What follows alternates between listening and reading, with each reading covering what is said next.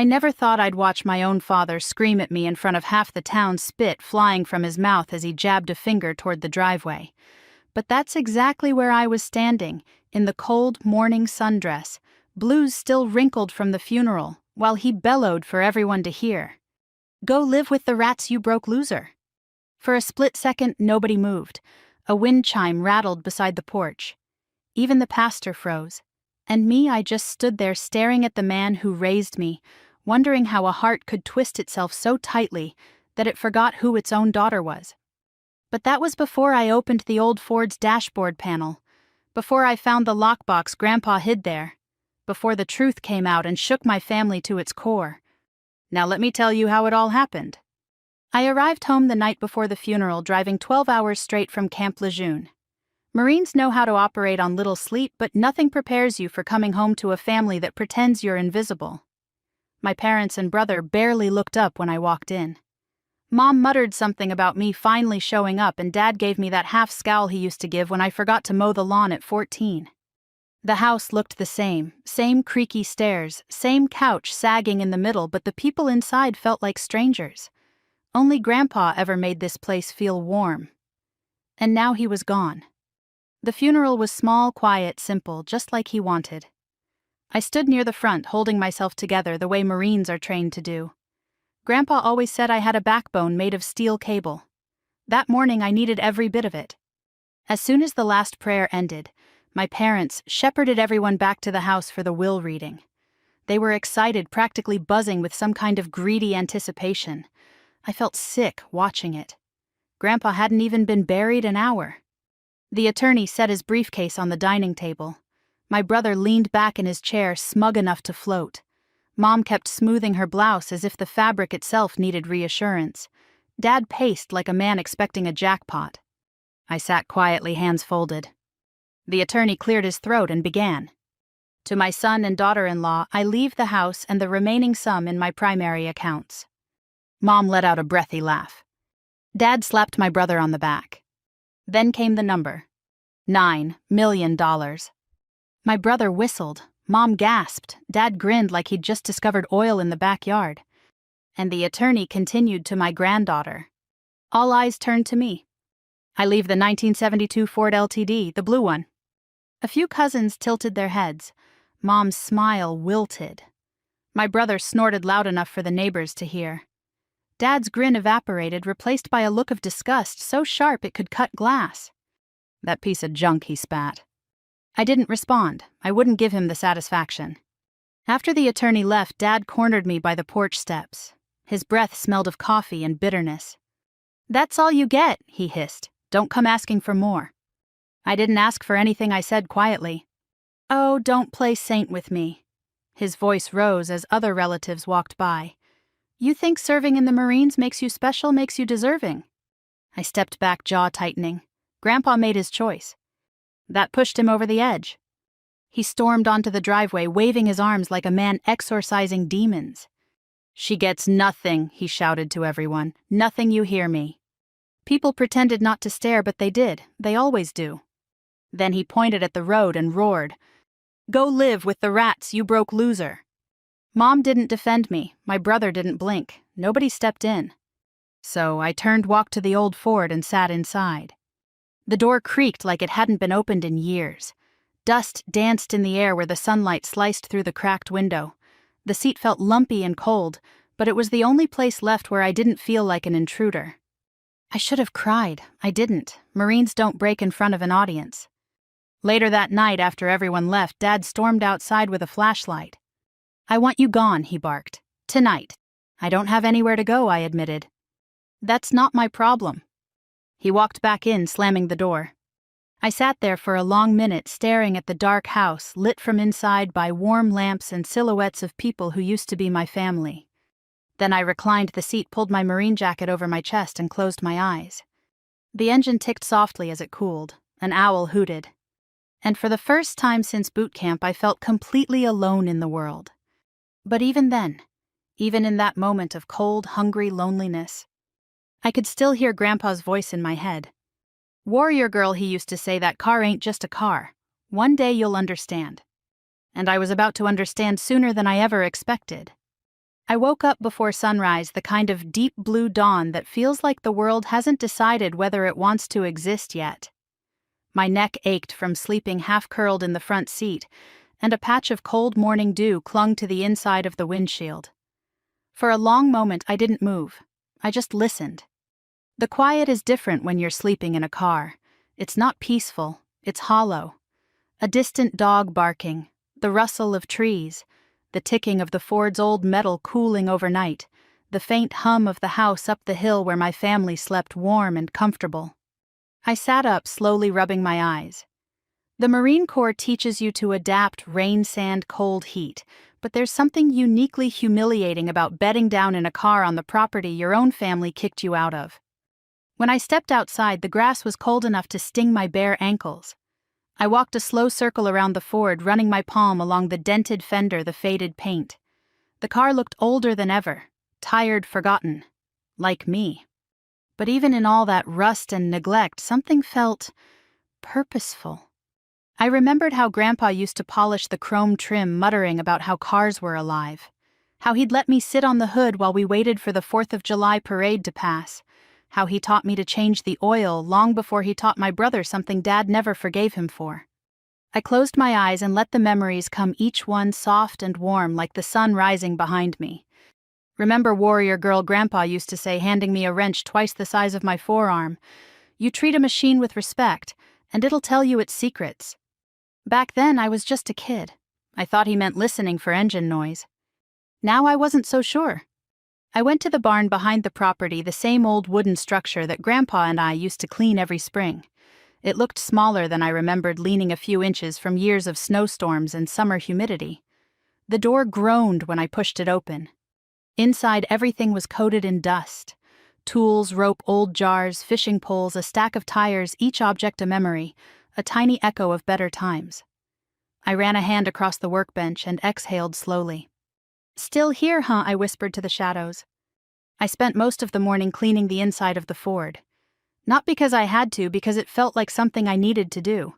Something Grandpa would have wanted me to do. I opened every compartment, wiped every surface, shook out old floor mats. There were ancient receipts, a few corroded coins, a faded map of Ohio, and a ticket stub from a drive-in movie theater that probably didn't exist anymore. Then I found it. A small screwdriver wedged into the crack beneath the glove box. Not the glove box itself, the underside. I tugged on it and realized the screws holding the panel looked newer than the rest of the dashboard. I frowned. That wasn't normal, not for a car this old. I ran my fingers along the seam, tapping lightly. Hollow, different resonance. Grandpa used to teach me that trick when checking for rust pockets. I pulled the screwdriver free and twisted at the nearest screw. It came out too easily, no resistance. The second screw was the same. Within minutes, the whole panel loosened and dropped into my lap. Behind it, not wires, not rust, a small steel compartment sealed with a latch. My breath caught. I lifted the latch and the compartment door swung open with a soft metallic click. Inside was a metal lockbox no bigger than a lunch pail, and a sealed envelope with my name on it. My heart thudded once hard. I touched the envelope first because seeing Grandpa's handwriting again sent a shiver down my spine. It was unmistakably his big looping letters pressed firmly like he wanted every stroke to last 100 years. My throat tightened. I wasn't ready to open it yet. Not alone, not while standing in the cold beside a car I slept in because my own father threw me out. So I placed the letter carefully on the passenger seat and lifted the lockbox. It was heavy, much heavier than it looked, like it was filled with small bricks. The top was stamped faintly with a seal I didn't immediately recognize, circular, faded, but official-looking. Governmental, federal. I set it down and sat in the driver's seat, fingers trembling just slightly. Marines don't get shaky hands, but losing a grandfather, being kicked out by your own father, and then finding something he obviously hid for you, that's enough to make anyone's pulse misbehave. I stared at the envelope again. Finally, I tore it open. The letter was short, written in Grandpa's straightforward way. He had never been a man of wasted words. My warrior girl. If you're reading this, then they've shown you who they really are. Stay calm. Don't get angry. Just listen. There are things your father and brother never understood, and things I could not give them. I trust you to do what's right. This car is not what it seems. Neither are they. Use what you find wisely. And remember, strength isn't loud, it's steady. I love you. Grandpa. I pressed the page to my chest and let myself breathe through the ache spreading there. He wrote it like he knew exactly what would happen, like he could already hear Dad shouting at me, like he'd been waiting for this moment. The barn door rattled suddenly. I stiffened. Dad's voice carried from a distance. You still out here? Jesus, can't you just leave already? I stayed silent, gripping the steering wheel until the veins in my hand showed. He didn't come closer. He didn't even bother looking inside the barn. He just walked away. For a moment, I hated him in a way I didn't think I was capable of, but Marines are trained to hold the line, not explode. When the footsteps faded, I turned back to the lockbox.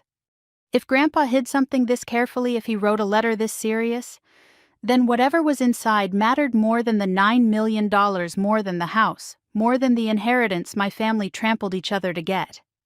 I rested my palm on the cold metal lid. I'll open you, I whispered, but not here, not like this. Because whatever was inside that lockbox was going to change everything. I waited until late afternoon to open the lockbox. The day dragged. When Marines don't know what comes next, we prep, so that's what I did. I swept out the barn, shook off tarps, stacked boxes, checked the Ford's oil and belts, even though I had nowhere to drive it. It kept my hands busy while my mind circled around the box on the workbench like a metal secret. By 4 o'clock, the light coming through the barn boards turned gold. I dragged a stool in front of the bench, sat down and rested both hands on the lockbox. All right, Grandpa, I murmured, let's see what you've done. The lock was mechanical, old-fashioned. I turned the box in my hands, checked the underside, ran my thumb along the seam where lid met body. Then I picked up a flathead screwdriver from his old toolkit and pressed gently against the hinge. There's always a weak point, he'd said once, tapping metal with a knuckle. You just have to listen for it. A little pressure in the right place, and the latch gave with a soft metallic click. My stomach dipped. I lifted the lid. No glitter, no stacks of cash. Just bundles of paper rubber-banded into stacks. On top lay a smaller envelope with my name, the ink shakier than the last letter. He must have written this one closer to the end.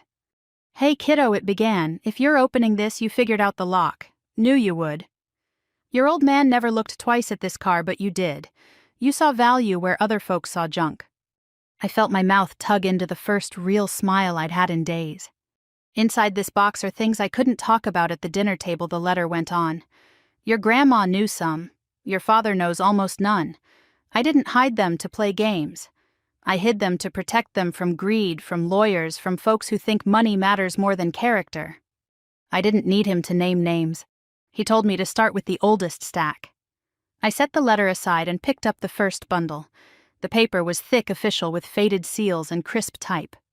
U.S. Treasury, Series EE and I savings bonds, issue dates going back decades. Individually, they looked modest. Together with all those years of interest, they represented far more than the shiny number the attorney had read at the dining room table. Below the bonds were certificates of ownership in a company I dimly remembered from his stories, a small manufacturing business he'd invested in after the war. He used to call it my little side bet. Judging by the share counts, that side bet had grown into something serious. I flipped to the last page and felt the hair rise on my arms. Transfer on death designation, beneficiary my full name. Not my father, not my brother, me. I set the papers down and exhaled slowly. Grandpa, I whispered, what did you do? The answer unfolded in the next bundle, copies of letters between him and his attorney. They laid out his worries about my parents spending my brother's entitlement, the way they treated me after I enlisted, the way nobody showed up when Grandma was sick except me. She may not be the oldest, one letter quoted him, but she's the only one who ever came when it mattered. They described a 2-layer estate plan. The visible one, the house, the regular accounts, the $9 million everyone heard about. And the quiet one, bonds, shares, and a trust tied on paper to an asset almost nobody cared about. The old blue Ford. This is my test, Grandpa had written. They'll show who they are when they think the game is over. I thought about Dad's face when he heard I got only the car, about my brother's smirk, about Mom looking away. They'd shown exactly who they were. Near the bottom of the box, tucked into a corner, was a small thumb drive in a plastic bag. On the label in his uneven script, he'd written 3 words. "For my Marine." I held it between my fingers. It weighed almost nothing, but it felt heavier than everything else in that box. Whatever was on it, he hadn't trusted to paper. I didn't have a laptop in the barn. My gear was still in the trunk. But I knew enough already. If these documents were current, I didn't just inherit an old car. I controlled assets my parents didn't even know existed. The $9 million they were already dividing up in their minds might not be the main course at all. A raw part of me wanted to march up to the house, slam the lockbox on the kitchen table, and watch their faces when they saw my name on line after line. "You threw me out for a car," I wanted to say. "You should have looked under the hood." Instead, I heard Grandpa's words from the first letter: "Stay calm, don't get angry, just listen." Marines don't charge blind into a minefield. We study the map first. So I stacked the documents, neatly put them back in order, and closed the lid. The box no longer felt like a threat. It felt like leverage, like a weapon I didn't have to fire to be effective. I slipped the thumb drive into my pocket. Lights flicked on in the house above, silhouettes drifting from room to room. Somewhere up there, my family was probably talking about what they'd do with all that money they thought they understood. Down here in a dusty barn beside a car they'd written off as scrap, the real inheritance sat in my hands. For the first time since Dad screamed at me in the driveway, I didn't feel like the broke loser he called me. I felt prepared. I rested my palm on the lockbox and spoke softly, more to Grandpa than to myself. "Okay," I said, "I'll do what's right. But I'm not going to let them walk all over you. Or me." Then I slid the box carefully beneath the Ford's seat. They thought the story ended at the will reading. They had no idea the real story had just begun. I left the lockbox tucked under the Ford seat overnight, but I hardly slept. Every time I closed my eyes, I saw Grandpa's handwriting, the faded treasury seals, the line that said, "Beneficiary, my full name." And every time I drifted off, I heard my father's voice again, derisive, sharp, echoing off the driveway. "Go live with the rats, you broke loser." But now I knew something he didn't, something he hadn't even imagined. By sunrise, the barn smelled like cold air and old hay. I'd spent the early hours pacing, rubbing sleep from my eyes, replaying everything in my mind. Marines are trained to assess threats, analyze terrain, plan quietly. So that's what I did alone in that barn with the Ford, watching like an old patient friend. Eventually, practicality kicked in. I needed help to interpret everything in the lockbox. This wasn't the kind of paperwork you hand to any lawyer in town, especially not one my family could influence. Grandpa clearly expected resistance. I needed someone neutral, smart, experienced with estates and fraud and messy family dynamics. I scrolled through my phone and stopped on a name. Attorney Rebecca Langford. We'd met 2 years earlier at a Veterans Resource Center fundraiser. She handled complex estates, especially those involving service families. She looked me in the eyes when she talked a small detail, but Marines notice these things. I texted her first, then called. She picked up midway through the first ring. "Sergeant Hayes," she said, her voice firm and alert. "Your message sounded urgent." "It is," I replied. "I inherited something my family doesn't know about. Something important. I need professional eyes on it." "Is this a safety issue?" she asked. "No," I said, then hesitated. "Well, maybe financially, morally, emotionally. All of the above." "That's usually worse," she muttered. "Email me what you can, and don't tell anyone you contacted me, not yet." I glanced at the house up the hill. Dad was probably pacing the kitchen, complaining that I refused to move on. Mom was probably nodding and slicing fruit she didn't intend to eat. My brother was likely still asleep, dreaming of ways to spend money that wasn't his. "I won't tell a soul," I said. It took hours to scan everything on my phone and send it to Rebecca. While the files uploaded, I opened the barn doors to let the sun spill in. Light turned the floating dust into sparkles. For a moment, the place felt almost holy, like Grandpa was sitting beside me. I held the thumb drive, the one labeled "For My Marine," and considered plugging it into my laptop. But something told me to wait until I had legal counsel. A Marine follows orders, even when instinct says otherwise. Grandpa never gave me an order in life, but this felt close. By early afternoon, Rebecca called. "You need to come to my office," she said without preamble. "Today, before someone notices anything." My pulse jumped. Is it bad? It's significant, she replied. And delicate. Don't bring the documents. Just bring yourself. I nodded slowly. Okay, I'll be there. But getting off the property wasn't simple. If my family saw me leaving with purpose, they'd follow me out of suspicion or sheer nosiness. So I walked. I slipped out through the back fields, cutting across the property line down the gravel service road and onto the highway shoulder. It was a 2-mile trek, the kind Marines do before breakfast, but today it felt like marching through treacherous emotional terrain. When I finally reached Rebecca's downtown office, she ushered me in immediately. Her workspace was quiet, neat, filled with plants and framed degrees. A coffee mug read, "I read Wills for Fun," which normally would have made me smile. Not today. She motioned to a chair. Sit. I sat. She folded her hands. Sergeant, what you showed me isn't just a collection of bonds and certificates, it's a parallel estate. I figured as much, I said. She continued. Your grandfather clearly anticipated conflict.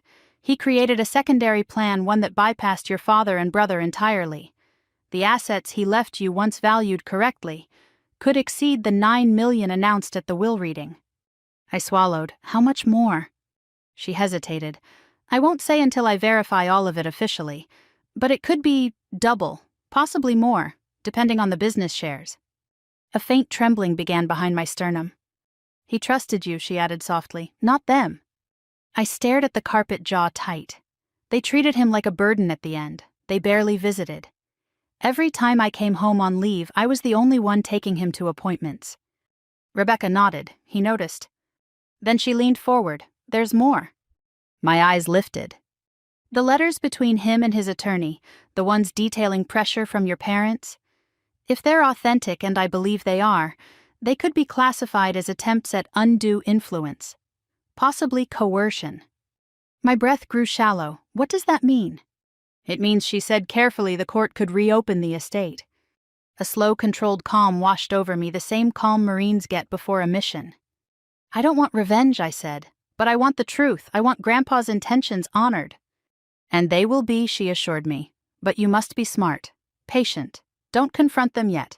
Wait for my signal. I nodded. Grandpa's words echoed again. Use what you find wisely. As I left her office, the air felt sharper, like the world had snapped into focus. I walked the 2 miles back, boots crunching on gravel, heart beating in a slow, steady cadence. When I reached the property, I saw them, my family, standing outside the barn. Dad, Mom, my brother. Dad held the barn door open with one hand, the other on his hip. My brother pointed inside, scowling. Mom looked pale, wringing her hands. They had found the Ford moved. They'd seen footprints. They knew I'd been inside. Dad noticed me first. Where have you been? He barked, sneaking around again, trying to make trouble.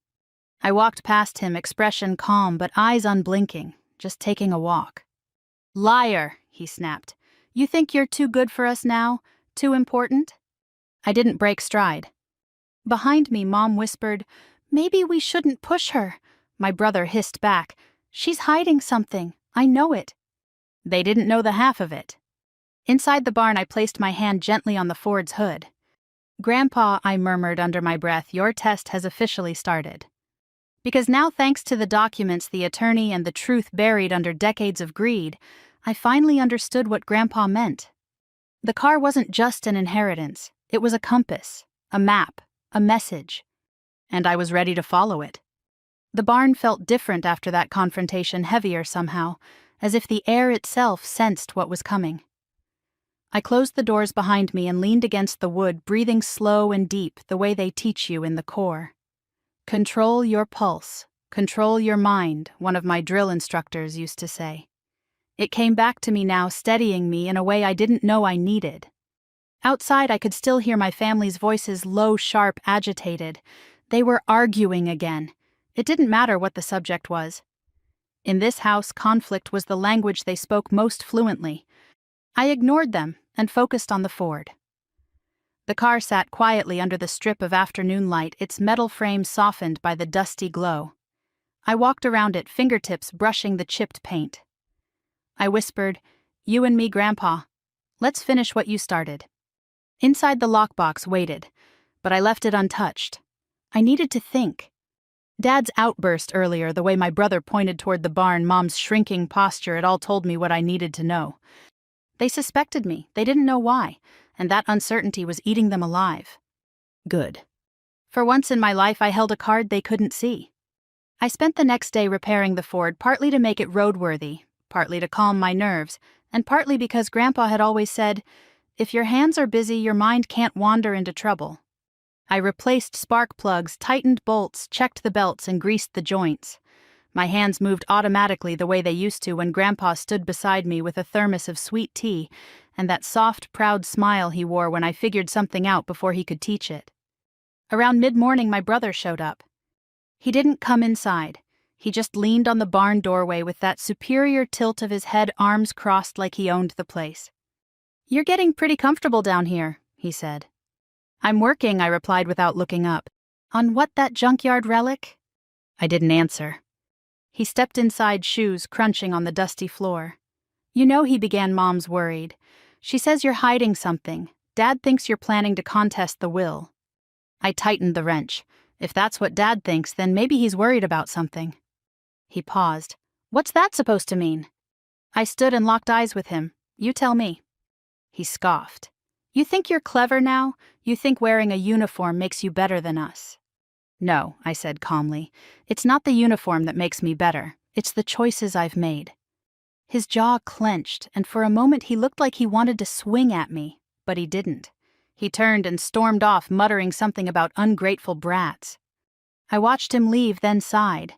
My family wasn't unraveling, they were shredding themselves from the inside out. By the next morning, the Ford started on the first turn of the key. The engine rumbled alive, smoother than it had any right to sound. If Grandpa could see it, he'd say, "Good girl, she's still got fight in her." I let it idle while I dialed Rebecca. She picked up right away. "Sergeant Hayes, I've been reviewing everything. And you need to hear this in person." I drove to her office, the Ford, chugging along the back roads like a stubborn old soldier marching one more mission. When I pulled up, she was already waiting inside the lobby, arms folded, expression tight. "You're not going to like this," she said as soon as we sat down, "but you need to hear it." "Tell me." She tapped on her tablet, bringing up digital copies of the letters I'd scanned. "Your grandfather documented repeated attempts by your parents to influence him to change his will. There are notes about arguments about guilt tripping, even about heated disputes over money." I swallowed hard. She continued. "In one letter he says your father told him, 'Why leave anything to her? She hasn't done anything for you.' I didn't speak, I couldn't. And in another she went on, your brother insisted that you don't deserve anything because she's never around." I sat perfectly still, but inside something cold cracked open. Rebecca softened her tone. "He defended you, Sergeant, every single time." A knot formed in my throat. "What happens now?" I asked quietly. "I'm preparing a petition for the probate court to review the new evidence," she replied. "Once it's filed, your family will receive notice. They'll know everything." A long breath escaped me. Good. "But this part is important," she cautioned. "Do not confront them before the court does. Don't tip your hand. Let the process work." "I understand." But as I drove back home, I wondered if I really did. That afternoon, the consequences began. 2 men in suits arrived at the house court, messengers, estate investigators, something official. My parents panicked the moment they stepped out of their vehicle. From the barn, I watched everything. Dad stormed outside, red-faced and shouting, before they could even identify themselves. Mom wrung her hands and tried to pull him back inside. My brother hovered behind them, pacing nervously like a guilty teenager. I couldn't hear every word, but I heard enough. Review of the estate, discrepancies, possible undue influence. Dad kept shouting, Mom kept crying. My brother kept glaring down the hill toward the barn toward me. He knew, or at least he suspected. The investigators left after 15 minutes. Dad slammed the door so hard the porch shook. 30 seconds later, I heard him yelling again. "You see what she's done? You happy now she's trying to ruin us? She won't get away with this." Mom sobbed, "Please, please stop shouting." My brother kicked something across the floor hard enough to make a dull thud. And for the first time since Grandpa's funeral, I smiled. Just a little. Not out of spite, not out of victory, but out of justice finally stretching its legs. Grandpa gave them every chance to do the right thing. He gave them every chance to choose kindness. They chose greed. They chose cruelty. They chose to throw out their own daughter. Now the consequences were coming slow, steady, and inevitable. A storm they created, a storm they deserved. And I was finally learning how to stand in the center of it without feeling afraid. The knock came just after sunset. I had been sitting in the barn again, cross-legged on an overturned milk crate beside the Ford, staring at the thumb drive in my palm. I hadn't plugged it in yet. I kept telling myself I'd do it after the dust settles, but the dust never settled with my family. It only gathered, thickening the air until breathing felt like work. The knock came again, louder this time. I stood brushing hay from my jeans. Through the slats of the barn door I saw a shadow, broad shoulders, stiff posture. My father. Of course.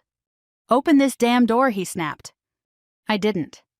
Instead, I pulled the latch slow and deliberate, the way Marines are trained to control a moment before stepping into it. The barn door slid open just enough for him to step inside. Dad didn't wait for me to speak. "What did you do?" His face was a storm-red, tight-jawed eyes wild with the kind of fear only prideful men feel when they sense a fall coming.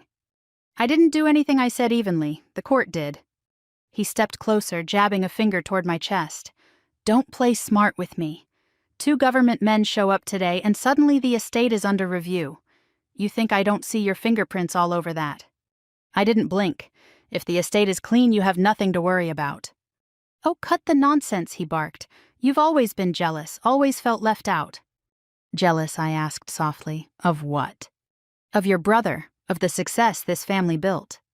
The words hung there like smoke. My mother edged into the doorway, wringing her hands the way she always did, the nerves practically visible in her pale face. My brother followed behind her, standing tall like he wanted to be intimidating, but only managed to look uncomfortable. "We deserve that inheritance," Dad hissed. "Your grandfather knew this house, this family, this money belonged to us." I gave a slow nod, feeling something inside me settle. Not anger, not fear, but clarity. Then why, I asked, did he leave all the real assets to me? Dad's brows slammed together. "What?" Mom's lips parted. My brother straightened. I took a step back so all 3 of them could see my face clearly. "You heard me." They stared at me like I'd just spoken in a foreign language. Finally, my brother let out a hollow laugh. "Real assets. You got a car, a junk car." I walked around to the back seat of the Ford, reached underneath and slid out the lockbox. Its weight pulled my arm down slightly, the metal glinting in the warm barn light. Dad's face cracked open in something close to panic. "What is that?" "Something Grandpa left me," I said. My mother whispered, He didn't mention anything else." "He didn't need to," I replied. "He knew you wouldn't look." Dad stepped forward, voice shaking between rage and fear. "Open it." "No," I said. He froze. "Not for you," I added. "Not like this." My brother lunged, but I lifted the box out of reach. "Back off," I warned, the Marine tone slipping out before I could stop it. They all paused. For the first time in my life, my family looked at me and saw someone they couldn't shove, dismiss, or bully. Dad exhaled shakily. "What's in the box?" "Proof," I said, "of everything you did, everything you tried to make Grandpa do. Proof that you pressured him. Proof that you tried to corner him into rewriting his will." Mom went white as laundry on a clothesline. My brother muttered, "She's lying." But his voice didn't hold. I continued, "The court is reviewing the letters now. Rebecca Langford has copies. So does the probate office." Dad's glare flickered. You talked to a lawyer." "You left me no choice," I said. "You threw me out. You told me to go live with rats." Mom covered her mouth, eyes filling with tears. My brother avoided my gaze. Dad sputtered, "You're twisting everything we never meant." "Stop!" I raised my hand the way I'd raise it during a briefing. "All of you knew exactly what you meant." Silence fell. "The kind that vibrates in your bones." I set the lockbox gently on the Ford's hood. "Grandpa kept these documents hidden because he knew what you would do if you found them. He wasn't blind. He saw how you treated him. And me." My mother cried openly now. "We were overwhelmed. We didn't know." "Yes," I said quietly, "you did." Dad's voice cracked. "That money was supposed to be ours." "No," I said firmly, "it was Grandpa's. and he chose how to give it. My brother stepped forward again, fists balled. "You think you deserve more than us. You think you're better than your own family." "No," I whispered. "I think I loved him more." He flinched like I'd hit him. "And he knew it," I added. I lifted the lockbox lid. Mom gasped. Dad staggered back. My brother's mouth fell open. The bonds, the certificates, the notarized letters, the recorded statements, the government-stamped documents transferring assets worth far more than the $9 million they were fighting over. Dad choked out, "What is all that?" "The real inheritance," I said. My mother shook her head slowly.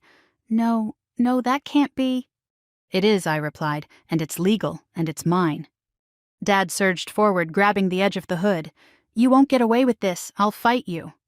"You already lost," I said softly. Grandpa made sure of it. A long, broken noise escaped him, something between a growl and a sob. Mom leaned into him, whispering frantic words. My brother just stood there, frozen eyes darting between me and the papers. I closed the box. "You can leave now," I said. They didn't move. "Please," I added gently, "just go." Something in my tone must have reached them because Dad slowly pulled Mom back toward the house. My brother followed, glancing over his shoulder with a face full of disbelief. When they were gone, I sat down on the milk crate again, the barn suddenly quiet as a prayer. I held the thumb drive in my palm. The label looked almost luminous in the fading light. "For my Marine." I whispered, "Okay, Grandpa, I'm ready." Because the confrontation was over. But the whole truth was still waiting for me on that drive. And once I plugged it in, there would be no going back.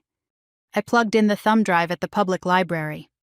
It felt strange walking into that quiet building in my small town, nodding to the gray-haired librarian who'd known me since I was a kid. I didn't want to use anything in the house, no devices my parents could snoop on, no Wi-Fi they controlled. The library with its smell of old paper and carpet cleaner felt neutral, safe. I chose a corner computer, logged in as a guest, and slipped the drive into the USB port. For a moment, nothing happened. Then a single file appeared on the screen. "Grandpa message final MEF4. My hand hovered over the mouse. I clicked.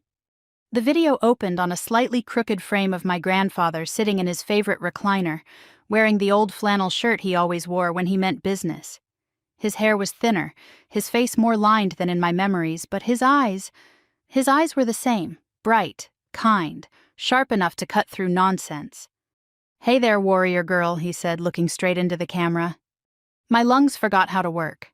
For a second I thought I might actually hear my own heart over the library's humming vents.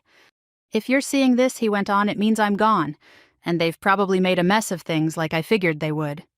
He chuckled softly, but there was sadness in it. "I wish I could have said all this to your face," he said. "But I know you. You'd argue with me. You'd try to say I was being unfair. You always did have too much heart." He shifted the recliner, creaking. "I didn't leave you that car because I thought you weren't worth money," he said. "I left it to you because you're the only one who saw value where other folks saw junk. That's what a good Marine does. That's what a good human does." I felt my eyes sting, and I blinked hard, not wanting to cry in a public place. An older woman at another computer glanced over, then politely looked away. "I watched your father and your brother for years," Grandpa continued. "They got real cozy with the idea that what's mine is theirs. Stopped saying thank you, stopped visiting unless they wanted something. But you showed up. You changed light bulbs. You drove me to appointments. You sat with me when my legs hurt. You never made a big speech about it. You just did it." He paused, and for a moment his eyes glistened. "Money doesn't change people," he said quietly. "It reveals them." I didn't want $9 million to be the last thing that came between us. So I split things in a way that might look unfair at first glance. I know they'd howl. I know they'd talk ugly about you. I knew they might even throw you out. My jaw tightened. "But I also knew this," he said. "You're a Marine. You don't fold just because folks shout. You don't trade your soul for a roof over your head. You stand, you think, you listen. That's why I left you the bigger responsibility." He leaned closer to the camera. "Not bigger money, bigger responsibility." The distinction hit me like a wave. "I don't want you to use what I left you just to punish them," he said. "That's not who you are, but I also don't want you to let them walk all over you. They've done enough of that already." So here's what I'm asking. He held up a trembling finger. First, protect yourself. Use good lawyers. Stay calm. Remember, you're fighting for what's right, not just for what's yours. Second finger. Second, if you can, when things settle, give them enough that they don't starve, but not enough that they can hurt folks with it. People like that can do a lot of damage with too much power. Third finger. And third, find a way to turn some of this into good, real good. Help folks who served, help people who got thrown away by their own families. You know the kind. You've seen them. He let his hand fall to his lap. Last thing he said, voice softening. I'm proud of you, not for being a Marine, not for being tough. I'm proud of you for still having a soft heart in a hard world. Don't lose that. When this is all over, I don't want you bitter. I want you free.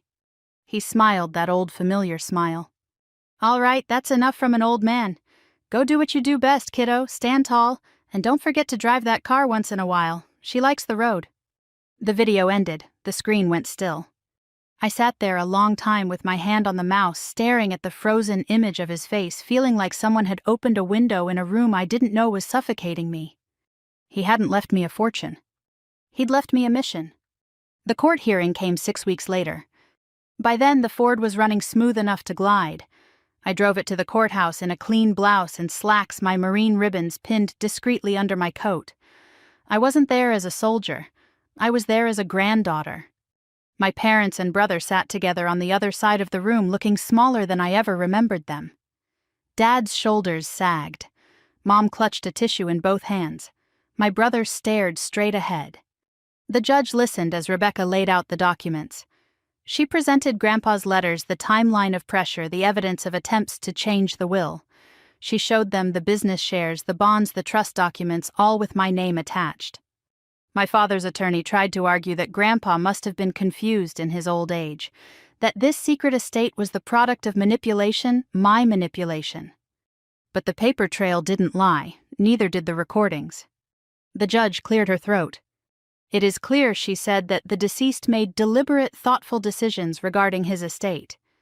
He was aware of the dynamics within this family. He took steps to ensure that the one person who consistently showed up for him, his granddaughter, was entrusted with significant responsibility and control. She looked over her glasses at me. With that comes weight, she added. I hope you understand that. I do, Your Honor, I said. When the ruling came, it was simple and devastating all at once. The will stood as written. The $9 million and the house remained with my parents and brother for now, but under scrutiny, conditions, and oversight. Certain accounts were frozen until debts were addressed. The bulk of Grandpa's quietly built assets, the business shares, the bonds, the trust, belonged to me. Afterward, outside the courthouse, my father approached me. For the first time in my life, he looked old. He stopped a few feet away, hands shoved deep in his coat pockets, jaw working like he was chewing on words that didn't want to come out. I suppose you're satisfied, he muttered. No, I said, I'm not. He frowned. This was never about watching you fall, I told him. It was about honoring what Grandpa wanted, what he saw, what he tried to tell you. He scoffed weakly. He turned you against us. I shook my head. No, you did that yourself. He flinched. We stood in awkward silence until my mother shuffled up beside him.